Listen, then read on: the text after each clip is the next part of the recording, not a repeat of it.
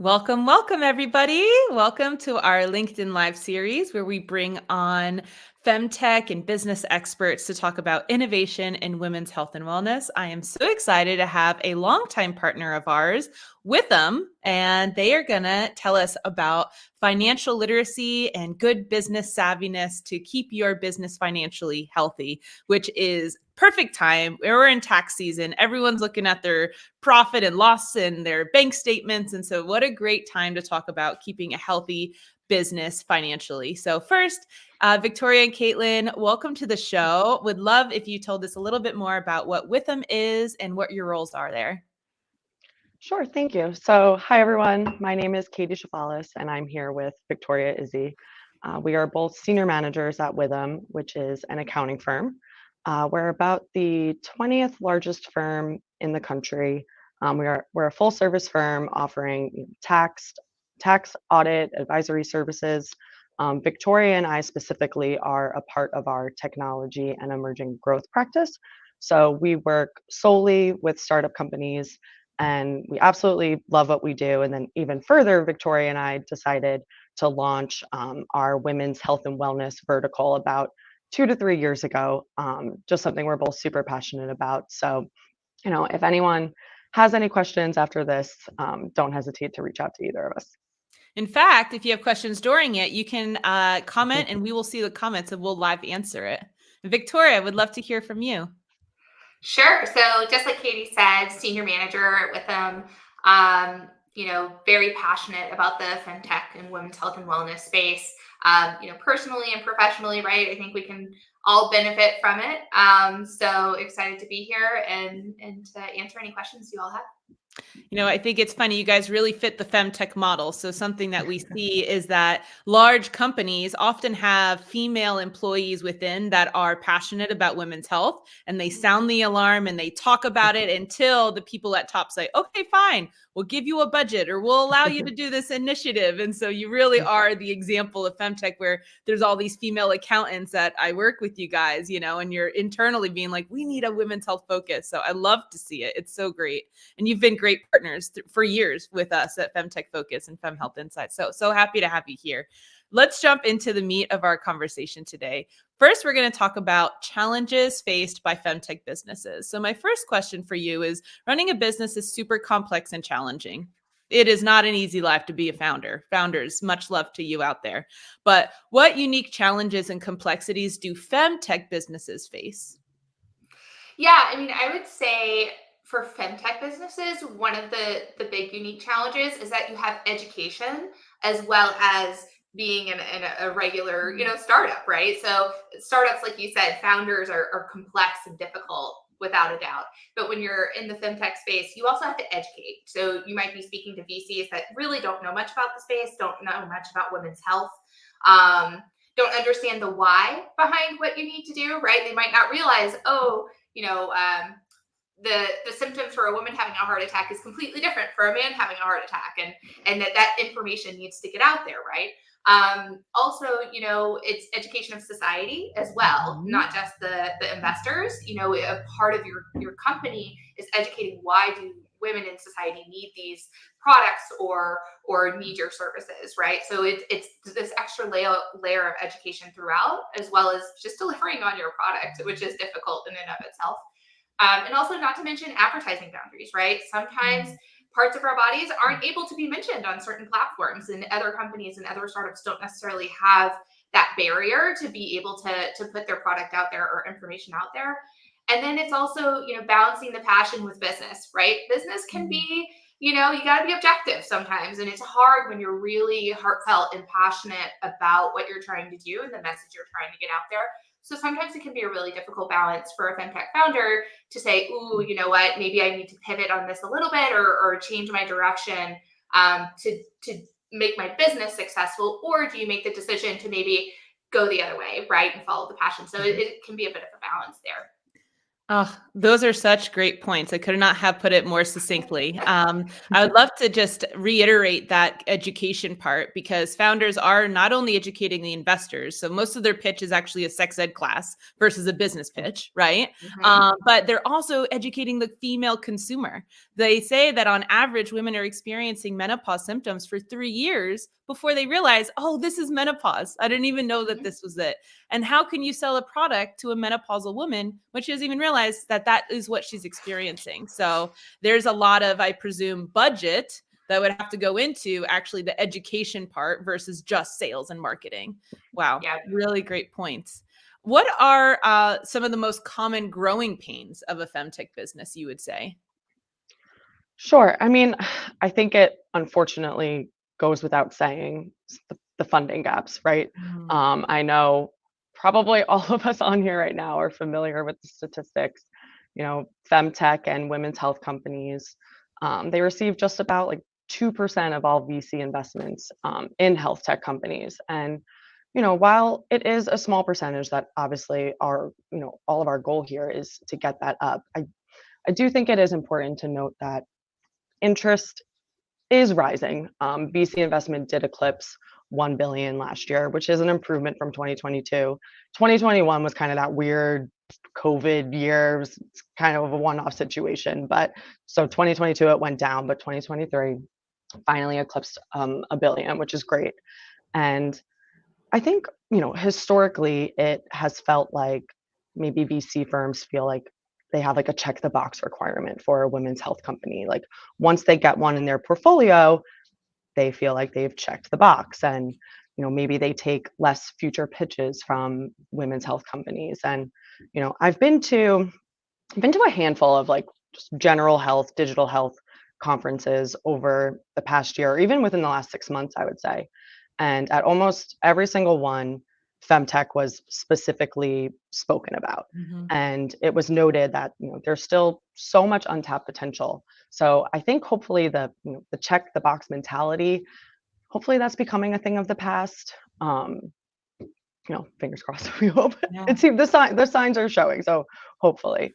Um, and then, next I think is proving credibility. And Mm, honestly, this applies to all health tech companies, not just femtech, but, customers and investors are looking for evidence-based results. So mm, teaming up with health professionals and having them back your business up with scientifically proven evidence, that's vital.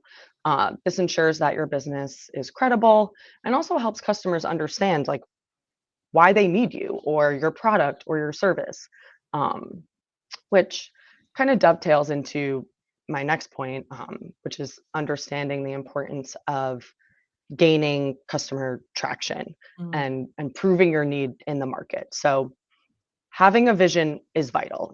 Every person, we're all definitely super passionate about women's health, and that is so so important. But at the end of the day, investors, they are looking for they do want a great idea, but they're looking for more than just a great idea as well. So, focus on developing, a prototype, get your product out there to customers, um, and prove, what problem you're solving um, in the marketplace. And, I've been lucky to listen in on some pitches in my career, and investors, some of the main things they want to know that one, your product or service is solving a specific problem or there's a high demand for it. And two, that customers are willing to pay for your product or service. And then even beyond that, how much of your revenue is recurring. Um, Also once you go to the market, you tend to get a lot of feedback from customers, Mm. right? So once you do that, then you can make tweaks to your product or your service, or maybe you even pivot a little bit. So, one of the things I would recommend is don't get stuck in the idea stage for too long. Mm. Like I said in the beginning, it takes more than a great idea. So you want to get out there in the marketplace. Um, and then lastly, I would say just getting the right team in place to support your vision. Um, I think investors really like to see startups with more than one founder. especially if maybe those founders have different skill sets. So maybe one is more on like the technical side of things, or engineering, or whatever it is. And then maybe the other founder is a little more business savvy or something like that. So, but that makes a great pairing. And they really do like to see that. So I would say those are some of the most, or I think the question was growing pains. I think I might have just went into some general advice. But No, but those are great. Yeah. Your second and third point, I could see there being some friction between them, right? So your second point was make sure you're science backed and proven to be good. But your third point is get to market and get proof, right? Yeah. And so, one thing that I think we're really missing in FemTech is more government grants, because government grants is what comes in and solves that second problem of doing scientific research, clinical trials, getting third-party validation, and then you can go to the third, which is the actual testing of it. And so unfortunately, a lot of femtech companies, their funding rounds are actually going towards research, which is actually stuff that the government should be funding via grants. Europe actually does a great job of this. European countries and governments do a great job of allocating funding for research, but not in the US. So NIH, come on, raise your budgets for women's health research. That's our plug.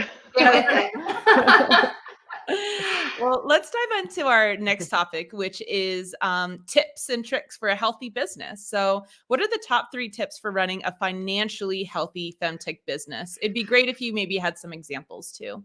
Sure, absolutely. So I would say number one, and many of the founders probably listening in already know this, but cash is king, right? Know your runway, meaning know what your cash burn is. How much are you going to be spending in the next 6 months? Where are your cash balances going to look in the next 6 months at a minimum, right? If not 12 months, if you can manage that, right? It's really twofold. The importance is when you're going to be running out of cash, because as a startup in FemTech and in any startup, you're going to get close to running out of cash. It's kind of the nature of the beast, but it's better to know how far out it is until you need it, because then you can go early to your previous investors, to future investors, to even, finance companies to potentially get debt, right? It allows you more options earlier on. And it also makes you look more prepared. It makes you look more professional and kind of business savvy to kind of be like, you know what? I'm not there yet, but I know in 12 months, I'm going to be needing to get this done. So to have those conversations earlier, to have that knowledge, I would say is the number one most important thing to be a financially healthy company in any tech business, any startup, right? So just know your runway, have your budgets in place, right? And, kind of tagging along to that is accurate financial statements. I know they're not fun. It's not a fun thing to talk about. But, investors want to see what your cash flow is going to be. They want to know how you're going to spend their money, right? And you can't really do that if you don't really understand the accounting of it. We can talk a little bit later about, what those resources can be. But, it is important to kind of have that structure in place, even though I know it's not always the fun thing to talk about. The next thing I would say, so number 2 on the list is, and I kind of talked about it a little bit earlier, making those hard decisions, right? When you're a business owner, you have to make that decision of, do I need to cancel that subscription that maybe gives me a little bit more productivity in my life because I need to save that cash for something coming along with my research that I need to get done to grow my product? Or is it worth it enough that I hold on to it and maybe wait a little bit longer on something else, right? So you have to really make those objective decisions and almost take, the passion out of it for a few minutes and just kind of be like, okay, black and white. Once you know where your cash is going to be, what do I need to do to get there? And what pivot decisions do I need to make? And that also comes down to, too, if something's not working, right? And just being honest with yourself if it's not working and deciding to make the change to do what does work for where you want your company and business to go. And then, the last thing is getting involved with, like an advisor or a bookkeeper early. So I have a client who didn't do that, or they went with maybe a route that at first, like in the very, very beginning, when, was good for them. So they went with a provider that maybe was really bare bones, didn't really analyze things all that well. And then as the company grew, they stayed with that advisor. And later on, it ended up actually costing them a lot more than if they would have gone with maybe a more expensive provider, right? Because as your company grows, you need to have people with the skill sets that know how to guide you in the right direction, right? So like from a tax perspective, right, is something I can think of as well, is if you don't, set up your company in a certain way in the beginning and you're not, investing in those advisors, because it is an investment in the advisors to help make sure you're set up correctly, it can cost you a lot down the road. So it's really investing this money up front or a little bit earlier on in the business, and maybe a little bit more pricey advisors to avoid having to get things fixed later on down the road, having to do things all over again because they were done incorrectly the first way. So you have to not only pay for it twice, but probably pay a little bit extra because they have to go back and fix things. So, as far as being financially healthy, I really think those are three big things when you're first getting started to kind of think about and have in the back of your mind. Gosh, I wish I heard this years ago at my first startup. I think it was like 8 years ago I started my first startup, and I can remember we were raising $1 million, and we had an advisor that was like, "What are you going to spend it on?" We were like, "This, this, and this." And she was like, "Show me your budget." And we were like, "Well," and she was like, "No, you can't just assume something's going to cost 200,000. So you just put it on there. Like you need an Excel sheet that breaks it all down." And I felt so like embarrassed but I didn't know what I didn't know. Right. And so like, if you're listening to this and you're like, I'm an entrepreneur for the first time, like it's okay if you're like, I literally have no idea what they're talking about. I've been there, right? And I was already pitching and I was like, oh, oops, I'm supposed to make a budget for what I'm spending $1 million on. Okay, right? And then I remember the first time I ran payroll, I didn't realize how much taxes the company paid in payroll taxes on top of what the employee paid. And I had to like tell everybody, like my two co-founders at the time, that, hey, our salaries are going to be smaller because I didn't budget for this, but it was like, I didn't know what I didn't know. My biggest advice would be to talk to a founder that's just a few years ahead of you about these like simple things that are like, they're not in the books, they're not online, right? They're just the every mundane operational stuff that you're like, I didn't see this coming, but it all adds up. It all adds up. And if you want to be a successful business, you got to learn about all this other operational things and or have awesome advisors like Withum who can tell you this, right? So, wow. I, again, wish I could go in a time machine, but it's valuable stories now. Where do y'all think most FemTech companies miss the mark on building a financially well business? Sure. Yeah. I mean, I think exactly what you two were just talking about, so I won't go into it for too long, but hiring people, building the right team, getting the right advisors into place, really can't emphasize enough the need of a solid attorney, especially in the beginning. Should you be an LLC? Should you be a C Corp, an S Corp?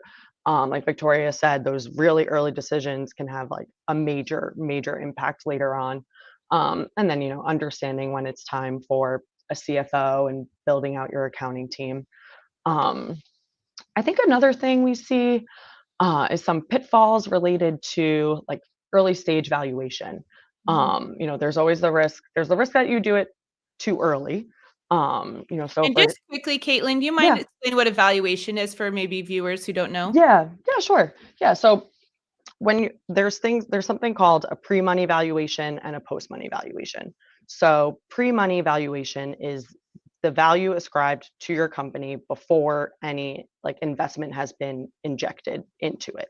And then post-money valuation is basically just the pre-money valuation plus any investment that gets put into it. So investors, this is like a critical piece of the negotiating and all of that, because that, the valuation determines what percentage of equity stake they get in your company after making an investment. So, if you do it too early, so, let's say you're in the idea stage, you're doing like a friends and family round, but you decide to give someone an equity deal during that. So, maybe a family friend gives you $10,000, but they say, I want, a 20% stake in your business.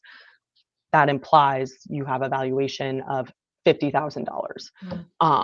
And then, so you have that, and then let's say you're ready, you're in the next phase, and you now feel you're ready to go to angel investors.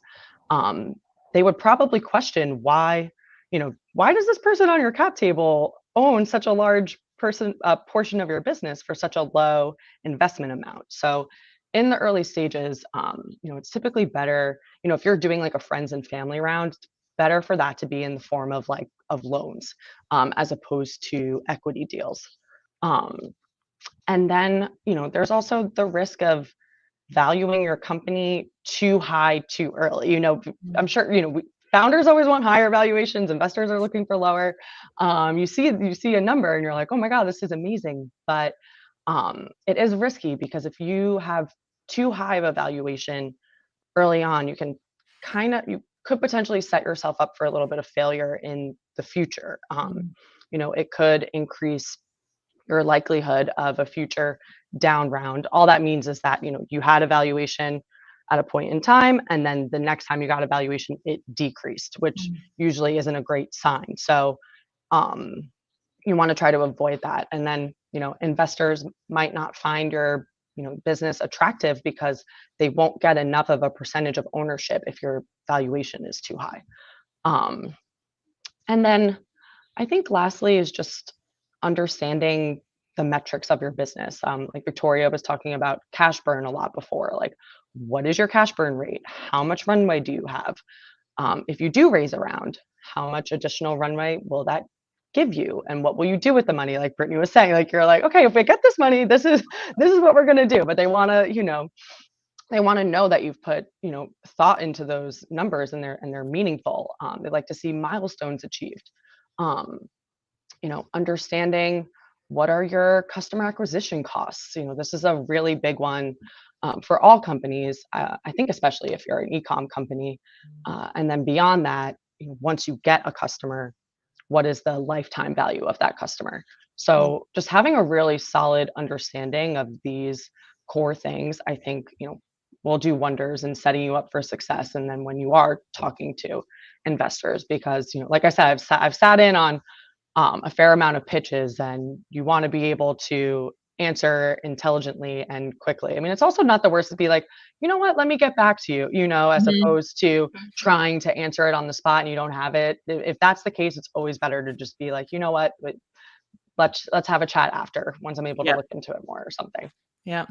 I actually am going to kind of contradict my other feedback, which is that investors really care on how you're going to spend your money, which is true. They do.